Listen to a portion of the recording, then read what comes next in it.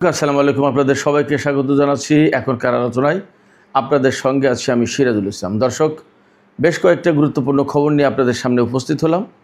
প্রথম খবর হচ্ছে, লেবাননের একটি সামরিক কনভয়ের উপর ইসরায়েল হামলা চালিয়েছে, যাতে একজন ব্রিগেডিয়ার জেনারেল, একজন ক্যাপ্টেন এবং একজন সেনা অর্থাৎ সিপাহী নিহত হয়েছেন। লেবাননের প্রেসিডেন্ট জোসেফ আউন যখন লেবাননের ক্রাইসিসের জন্য অনেকটা ইরানকে দায়ী করছেন, তখন ইসরায়েল এই হামলা চালিয়ে সম্ভবত চোখে আঙুল দিয়ে দেখিয়ে দিল আসল ঘটনা কোথায় লুকিয়ে আছে। এখন লেবাননের প্রেসিডেন্ট কি বলবেন জানি না, তবে ঘটনা ঘটে গেছে। লেবাননের প্রেসিডেন্টের পক্ষে কি এখন ইসরায়েলের বিরুদ্ধে প্রতিশোধ নেওয়া অথবা জবাব চাওয়া সম্ভব হবে? এদিকে মার্কিন প্রেসিডেন্ট ডোনাল্ড ট্রাম্প আবারও বলেছেন ইরানের সাথে একটা চুক্তি শিগগিরই হয়ে যেতে পারে। এই প্রসঙ্গে তিনি এনবিসি টেলিভিশনকে জানিয়েছেন, ভিয়েতনাম যুদ্ধ 19 বছর চলেছে, আমি তো মাত্র 3 মাস। অথচ তিনি যুদ্ধ শুরুর সময় বলেছিলেন 3 থেকে 4 দিনের ভেতরে আমরা সব কিছু ক্লিয়ার করব। এদিকে ইরানের উপর সামান্যতম হামলা হলে জবাব হবে বিধ্বংসী, এবং ইরান যে কথা বলে আসছে সেই কথা এখন চূড়ান্তভাবে প্রশ্নের মুখোমুখি করছে। নতুন যদি যুদ্ধ শুরু হয়, ইরান কি আসলে অস্ত্রের জাদু দেখাতে পারবে? সুপ্রিয় দর্শক, এই সব বিষয় নিয়েই এখনকার আলোচনা। আশা করি আলোচনা ভালো লাগবে এবং আপনারা শেষ পর্যন্ত সঙ্গে থাকবেন। আর ভিডিও যদি ভালো লাগে তাহলে লাইক, কমেন্ট, শেয়ার করবেন এবং চ্যানেলটি সাবস্ক্রাইব করে সাথেই থাকবেন। দর্শক, আপনারা সাবস্ক্রাইব করার জন্য ক্লিক করে বেল বাটনে চাপ দিতে পারেন, তাহলে আপনাদের কাছে সমস্ত ভিডিও আপলোড হওয়ার সাথে সাথেই চলে যাবে, আপনারা নোটিফিকেশন পাবেন। দর্শক, চলুন বিস্তারিত আলোচনা যাই। আজকে দুপুরের ভিডিওতে বলেছিলাম, লেবাননের প্রেসিডেন্ট সম্পর্কে বেশ বিস্তারিত আলোচনা করেছিলাম। তিনি ইরানকে খানিকটা বলা যায় এক হাত নিয়েছেন। তিনি বলেছেন, this is our country, this is not years. এটা আমাদের দেশ, এটা তোমাদের দেশ না। ইরানকে বলেছে, ইরানের কর্মকর্তাদেরকে বলেছে। ইরান আমেরিকার সাথে চুক্তির ক্ষেত্রে লেবাননকে বার্গেনিং চিপ অর্থাৎ দর কষাকষির হাতিয়ার বানাচ্ছে। এ কাজ করার জন্য নিষেধ করেছিলেন লেবাননের প্রেসিডেন্ট জোসেফ আউন। এই জোসেফ আউন, আমি আবারও বলছি, তিনি কিন্তু একসময় লেবাননের সেনাবাহিনীর প্রধান ছিলেন। লেবাননের যে সাংবিধানিক কাঠামো, সেই কাঠামোর আওতায় খ্রিস্টান সম্প্রদায় থেকে প্রেসিডেন্ট, সুন্নি সম্প্রদায় থেকে প্রধানমন্ত্রী এবং শিয়া সম্প্রদায় থেকে জাতীয় সংসদের স্পিকার নির্বাচিত হন। সেই হিসেবে জোসেফ আউন প্রেসিডেন্ট হতে পেরেছেন, অনেকটা তার জন্য সহজ হয়েছে। তো যাই হোক, এই জোসেফ আউন যখন সেনা প্রধান ছিলেন, তখন লেবানন ইসরায়েলের বিরুদ্ধে কখনোই কোনো প্রতিবাদ করতে পেরেছে এমনটা আমার জানা নেই। আমি সুদীর্ঘকাল ধরে ইংরেজি খবরের সাথে আছি, বিদেশি নিউজ করার সাথে আমার অনেক দিনের সম্পর্ক। কিন্তু জোসেফ আউন ইসরায়েলের বিরুদ্ধে কোনো প্রতিরোধ যুদ্ধে ডাক দিয়েছেন বা কোনো প্রতিবাদ করেছেন ইসরায়েলি দখলদারিত্বের বিরুদ্ধে, বা অনেক ক্ষেত্রেই তারা যে মারাত্মক রকমের হামলা, হত্যাযজ্ঞ চালায়, এর বিরুদ্ধে কখনো তিনি কোনো প্রতিবাদ কিছুই করেনি।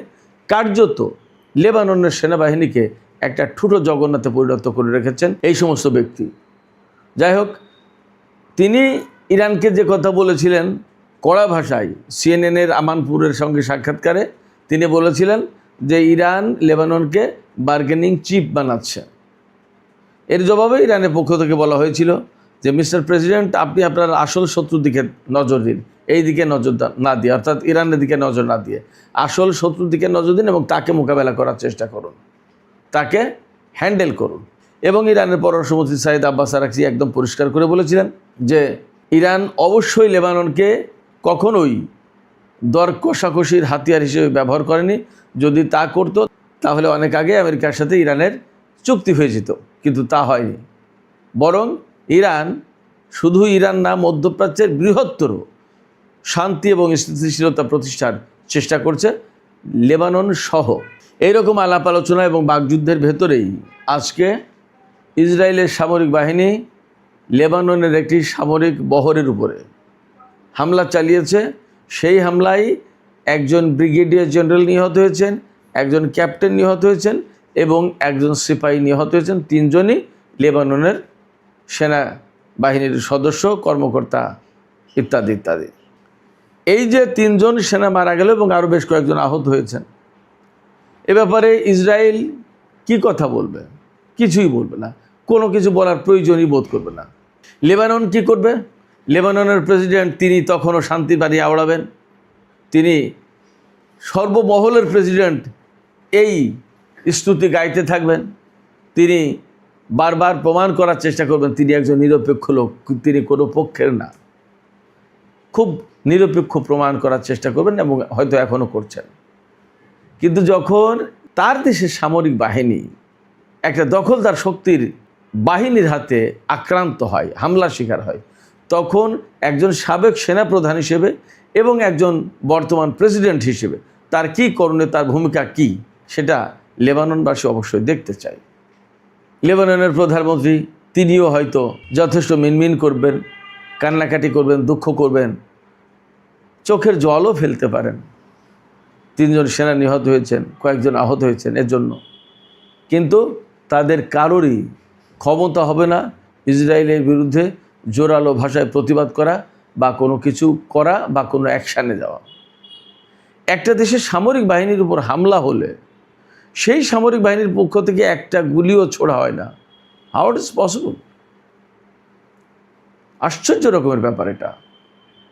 এই শান্তির বাণী বুকে ধারণ করে লেবাননের প্রেসিডেন্ট এবং প্রধানমন্ত্রী কাজ করে যাচ্ছেন, দেশের বৃহত্তর ঐক্য ধরে রাখার চেষ্টা করছেন এবং সেখানে হিজবুল্লাহকে শত্রু হিসেবে, দেশের শত্রু হিসেবে গণ্য করছেন, ঘোষণা করছেন। যে পরিস্থিতি তৈরি হয়েছে তাতে অনেকেই প্রশ্ন তুলছেন, বিশেষ করে আন্তর্জাতিক কোনো গণমাধ্যম বা সামাজিক মাধ্যম, যে তৃতীয় আরব যুদ্ধ শুরু হবে কিনা। আমি খুব অবাক হয়ে যাই। ইসরায়েলের বিরুদ্ধে আরবরা যে যুদ্ধগুলো করেছে তার নেতৃত্বে ছিল একসময় মিশর এবং সিরিয়া, এবং তাদের কমিটমেন্ট ছিল, ডিটারমিনেশন ছিল। এক পর্যায়ে তো মিশর অনেকটা বিশ্বাসঘাতকতা করেছে বলেই বলা হয়। আনোয়ার সাদাত বিশেষ করে ইসরায়েলের পক্ষে হঠাৎ করেই চলে গেল এবং হঠাৎ করেই যুদ্ধ বন্ধ করে দিল। যখন ব্যাটেলফিল্ডে প্রচণ্ডভাবে মিশর এবং সিরীয় সেনারা ইসরায়েলের বিরুদ্ধে যুদ্ধ করছিল, তখন হঠাৎ করেই আনোয়ার সাদাত সেই যুদ্ধ স্থগিত করেছিল। সে ভিন্ন কাহিনী, সে আর একদিন যদি সুযোগ হয় আলোচনা করা যাবে। কিন্তু তখন মিশর এবং সিরিয়ার মতো শক্তি ইসরায়েলের বিরুদ্ধে লড়াই করেছিল।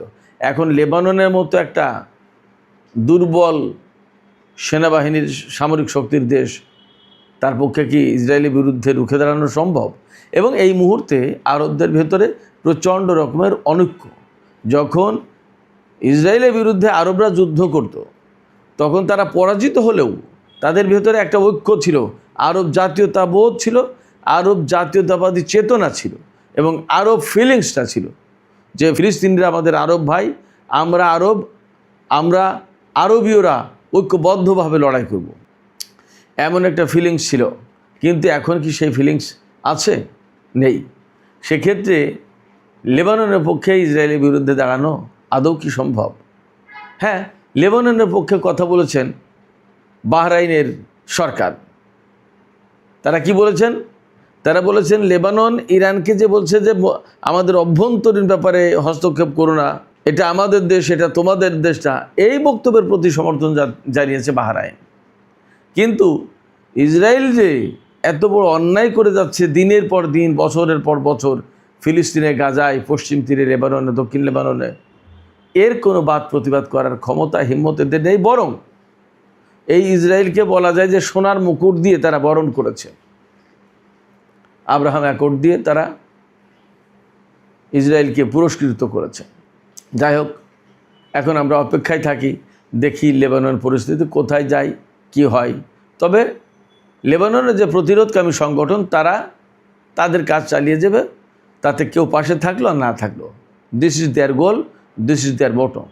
এদিকে মার্কিন প্রেসিডেন্ট ডোনাল্ড ট্রাম্প তিনি আবার বলেছেন এনবিসি টেলিভিশনকে দেওয়া সাক্ষাৎকারে যে ইরানের সাথে আবার শিগগিরই চুক্তির বা যুদ্ধবিরতি আলোচনা শুরু হবে এবং শিগগিরই একটা চুক্তি হয়ে যেতে পারে। তিনি আবারও জোর দিয়ে বলেছেন যেভাবে হোক, একভাবে না একভাবে তিনি ইরানের ইউরেনিয়াম সমৃদ্ধ করা যে ইউরেনিয়াম, সেই ইউরেনিয়াম তিনি দখলে নেবেন। এরপরে ইরানের সাথে তিনি চুক্তি করবেন, সব কিছু ঠিকঠাক হয়ে যাবে, কোনো ব্যাপারই না, এরকম বক্তব্য দিয়েছেন। সাংবাদিক প্রশ্ন করেছেন যে সর্বশেষ ইরানের সাথে কবে আলাপ হয়েছে আপনার, তিনি এই প্রশ্নের জবাব দেননি।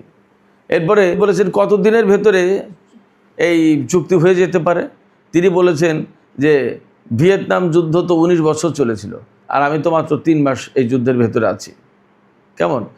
এর ভেতর দিয়ে দুটো বিষয় আসতে পারে, যে কোনোটা হতে পারে। এর ভিতর দিয়ে হয় তিনি দীর্ঘমেয়াদী যুদ্ধের একটা ইঙ্গিত দিয়েছেন, অথবা তিনি যা বলেছেন তার মানে দাঁড়ায় যে আমেরিকা আসলে ইরানের সাথে পারছে না। Iran is a very tough opponent, Iran অনেক শক্ত একটা প্রতিদ্বন্দ্বী, যে কোনোটা মিন হতে পারে। যাই হোক, তবে তিনি একদম সহজেই বলেছেন যে ইরানের কাছ থেকে যে কোনো উপায়ে যেভাবে হোক পরমাণু সমৃদ্ধ ইউরেনিয়াম আমরা নিয়ে নেব। মনে হচ্ছে যেন একদম সহজ একটা ব্যাপার, ইরান চাইলেই দিয়ে দেবে, হয় চুক্তির মাধ্যমে, আর তা না হলে সামরিক উপায়ে। তিনি এইভাবে বলেছেন, কিন্তু আসলে কি তিনি সামরিক উপায়ে ইরানের কাছ থেকে ইউরেনিয়াম কেড়ে নেওয়ার ক্ষমতা রাখেন? প্রশ্নই ওঠে না। কারণ ইরান একদম পরিষ্কার করে বলে দিয়েছে, এবং সেটা গত 2 দিনে কাজে কর্মে প্রমাণ করে দিয়েছে। কি সেটা হচ্ছে ইরানের উপরে আমেরিকা মোটামুটি খুব মাইল্ড হামলা চালিয়েছে। এই হামলা চালিয়ে হয়তো তারা ইরানকে টেস্ট করতে চেয়েছে তাদের প্রস্তুতিটা আসলে কেমন, তারা আসলেই প্রচণ্ড জবাব দেবে কিনা, নাকি চুক্তির জন্য তারা চুপচাপ থাকবে, আসলে কি ব্যাপার, এগুলো টেস্ট করতে চাইতে পারে। অথবা এমন হতে পারে যে আসলে দেখি যে তাদের অস্ত্রের ধার ভার কোন পরিস্থিতিতে আছে, তাদের প্রস্তুতিটা কেমন। যাই হোক, তো ইরান যেহেতু একদম কড়া জবাব দিয়েছে, কড়া, আপনারা ভিডিও দেখলে অবাক হয়ে যাবেন যে কুয়েতের যে বিমান ঘাঁটিতে হামলা চালিয়েছে সে বিমান ঘাঁটি কার্যত তছনছ হয়ে গেছে, একেবারে তছনছ হয়ে গেছে, মারাত্মক রকমের হামলা। এই হামলার পর একদম পরিষ্কার হয়েছে আমেরিকার কাছে যে ইরান থামবে না, ইরান ছাড় দেবে না, ইরান কোনো মতেই আপোষ করবে না। তার মানে ইরান খুব স্ট্রং পজিশনে, এবং তাদের এই পজিশন ধরে রাখার জন্য এখন তাদেরকেই আমেরিকার যে কোনো ছোটোখাটো অন্যায়ের বিরুদ্ধেও শক্ত জবাব দিতে হবে। এই জায়গা থেকেই বিশ্বাস করার যথেষ্ট কারণ আছে। ইরান যে দীর্ঘদিন ধরে বলে আসছে আমাদের উপর যদি নতুন করে আমেরিকা হামলার ঘটনা ঘটায়, ইসরায়েল যদি নতুন করে আগ্রাসন চালায়, তাহলে তার জবাব হবে ভয়ঙ্কর বিধ্বংসী, এবং এমন অস্ত্র ব্যবহার করা হবে যা বিশ্ব কখনো দেখেনি।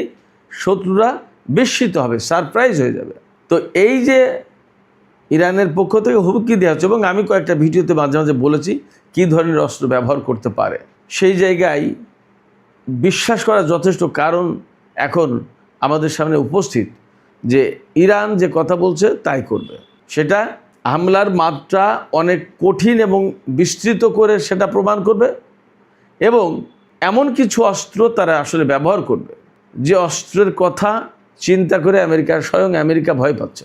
এবং এরই মধ্যে গণমাধ্যমে খবর এসছে যে মার্কিন প্রেসিডেন্ট ডোনাল্ড ট্রাম্প ইরানকে ভয় পাচ্ছেন রীতিমতো। কারণ কি? তার কাছে কোনো না কোনো সূত্র থেকে বলা হচ্ছে পাকিস্তানের কাছে ইরান বলেছে, এবং পাকিস্তান সেই কথায় আমেরিকার কাছে পৌঁছে দিয়েছে যে ইরান অলরেডি পরমাণু অস্ত্র অথবা তার চেয়ে বড় কিছু আবিষ্কার করেছে। এখন পরমাণু অস্ত্র যদি বানিয়ে ফেলে তাহলে তো আমেরিকা ডোনাল্ড ট্রাম্পের জন্য ভয়ঙ্কর ভয়, আর যদি তা না বানাইতে তার চেয়ে বড়, তাহলে সেটা কি? সেটাও তো একটা ভয়ের কারণ। খুব বাস্তব কথা হচ্ছে আমেরিকার শক্তের ভক্ত নরমের জম। আপনারা খেয়াল করে দেখবেন পৃথিবীতে আমেরিকা যে পরিমাণে দুর্বল রাষ্ট্রগুলোর উপর যুগে যুগে হামলা চালিয়েছে, যুদ্ধ চাপিয়ে দিয়েছে, আগ্রাসন চালিয়েছে, এইরকম শক্ত কোনো দেশের, শক্তিশালী দেশের বিরুদ্ধে কিন্তু তাদের কোনো যুদ্ধের ঘটনা নেই। রাশিয়ার সাথে নেই, চীনের সাথে নেই, এরকম বড় বড় শক্তি যাদের কাছে প্রচুর অস্ত্র বা পরমাণু শক্তি আছে, এমনকি উত্তর কোরিয়ার বিরুদ্ধেও কোনোদিন তারা একটা গুলি ছোড়ে না, বিকজ তাদের হাতে পরমাণু অস্ত্র আছে। ইরানের উপরে হামলা চালিয়েছে, ইরান এই ধরনের যদি ঘোষণা আগে দিয়ে দিত যে আমাদের কাছে পরমাণু অস্ত্র আছে, তাহলে আমেরিকা হয়তোবা ইরানের বিরুদ্ধে হামলা চালাতে আসতো না। যাই হোক, অনেকে কথা বলে, আবার অনেকে কথাও বলে যে রাশিয়ার কাছে পরমাণু অস্ত্র থাকার পরেও তারা তো ইউক্রেনকে জড়িয়ে দিয়েছে রাশিয়ার সাথে যুদ্ধে এবং ইউক্রেনকে সাপোর্ট দিচ্ছে, নানা রকমের কথা আছে। যাই হোক, তো ইরানের যে ব্যাপক বিধ্বংসী হামলার যে প্রতিশ্রুতি এবং এমন কিছু নজিরবিহীন অস্ত্র ব্যবহারের প্রতিশ্রুতি, আসলে কি বিশ্ব এরকম কোনো অস্ত্রের, ইরানি অস্ত্রের জাদু দেখতে যাচ্ছে? যদি নতুন করে যুদ্ধ শুরু হয়, নতুন করে যুদ্ধ শুরু না হোক আমরা সেটা বলি, কিন্তু যদি শুরু হয় তাহলে ইরান কি আসলে এই ধরনের কোনো অস্ত্র ব্যবহার করতে যাচ্ছে কিনা, সে প্রশ্ন কিন্তু বারবার ঘুরে আসছে। আমি ব্যক্তিগতভাবে আবারও বলছি যে আমার যথেষ্ট বিশ্বাস করার কারণ আছে, বা বিশ্বাস করছি যে ইরান যে কথা বলছে তারা তাই করবে। সেক্ষেত্রে আমেরিকা ইরানের উপর আদৌ হামলা চালাবে কিনা, নতুন করে যুদ্ধ শুরু করবে কিনা, সেটা তাদের এখন সিদ্ধান্ত নেওয়ার ব্যাপার। ইরানের IRGCর সাবেক কমান্ডার এবং সর্বোচ্চ নেতার সামরিক বিষয়ক উপদেষ্টা মেজর জেনারেল মোহসেন রেজাই, তিনি কিন্তু তাই বলেছেন, এখন বল আমেরিকার কোর্টে, তারা কি করবে তাদের সিদ্ধান্ত, আমরা আমাদের অবস্থানে থাকলাম অটল। সুপ্রিয় দর্শক, এ পর্যায়ে পাকিস্তানের স্বরাষ্ট্রমন্ত্রী নাকভির সম্ভাব্য ইরান সফরের ব্যাপারে দু একটা কথা বলে আলোচনা শেষ করতে চাই। পাকিস্তানের স্বরাষ্ট্রমন্ত্রী আজকেই ইরান সফরে যাওয়ার কথা, এবং সফরের মূল কারণ বলা হচ্ছে, এক্সপ্রেস ট্রিবিউনের খবরটা এসছে যে ইরান এবং আমেরিকার মধ্যে নতুন করে পরমাণু আলোচনা শুরু হতে পারে, এবং সেই আলোচনা শুরুর ব্যাপারে পাকিস্তানের পক্ষ থেকে হয়তো কিছু মেসেজ আছে, বা আমেরিকার পক্ষ থেকে কিছু মেসেজ আছে, যেহেতু ডোনাল্ড ট্রাম্প বলছেন যে তারা শিগগিরই আবার ইরানের সাথে আলোচনায় বসতে যাচ্ছে, এবং আমেরিকার পক্ষ থেকে এরকম কিছু তৎপরতা আছে। জারেড কুশনার এবং স্টিভ উইটকফ তারা আমেরিকার পরমাণু বিষয়ক বিশেষজ্ঞ বা এই আলোচনার বিশেষজ্ঞদের সাথে পরামর্শে বসেছেন। তো এইরকম একটা প্রেক্ষাপটে সম্ভবত পাকিস্তানের কাছে কোনো বার্তা দিয়েছে আমেরিকা, সেই বার্তা নিয়ে ইরানে যাচ্ছেন পাকিস্তানের স্বরাষ্ট্রমন্ত্রী নাকভি। এখন দেখা যাক আসলে এই বার্তা আদান প্রদানের পর ইরান এবং আমেরিকার ভেতরে নতুন করে কোনো বৈঠক হয় কিনা, এবং নতুন করে আসলে চুক্তি হতে যাচ্ছে কিনা, হয় কিনা। তবে ইরান কিন্তু পরিষ্কার করে বলেছে তাদের যে $24 বিলিয়ন সম্পদ জব্দ আছে আমেরিকার হাতে, তার অর্ধেক একদম শুরুতেই ছাড় দিতে হবে, এবং বাকি অর্ধেক চুক্তি বাস্তবায়নের পরপরই ছাড় দিতে হবে। যদি তা না হয় তাহলে কোনো আলোচনা, কোনো শান্তি চুক্তি কিচ্ছু হবে না। আবার এর পাশে খবর রয়েছে, কোনো বিশ্লেষক বলছেন শনিবারের ভেতরে আমেরিকা ইরানের উপর হামলা চালাতে পারে, এমন আহ্বান জানিয়ে রেখেছেন কেউ কেউ। আমি জানি না আসলে কি হতে যাচ্ছে, তবে দেখা যাক পাকিস্তানের স্বরাষ্ট্রমন্ত্রী কী বার্তা নিয়ে যান এবং কি হয় তা মনে হয় আগামী কয়েক ঘন্টার ভেতরে পরিষ্কার হয়ে যাবে। সুপ্রিয় দর্শক, আমরা সে পর্যন্ত অপেক্ষায় থাকি। আর আজকের আলোচনা এখানেই শেষ করতে চাইছি। যদি ভিডিও ভালো লাগে তাহলে লাইক, কমেন্ট, শেয়ার করবেন এবং চ্যানেলটি সাবস্ক্রাইব করে সাথেই থাকবেন। যাবার আগে আপনাদের কাছে শেষ মতামত জানতে চাই যে আসলে কি হতে যাচ্ছে। এই যে লেবাননের 3 জন সেনাকে হত্যা করলো ইসরায়েল, এর বিরুদ্ধে লেবাননের পক্ষ থেকে আসলে কোনো ব্যবস্থা নেওয়া বা কোনো প্রতিরোধ বা প্রতিবাদের কোনো ঘটনা ঘটতে পারে, আপনাদের কি মনে হয়? আপনাদের মতামত কমেন্টে জানাতে পারেন। আর ভিডিও ভালো লাগলে লাইক, কমেন্ট, শেয়ার করে সাথেই থাকবেন।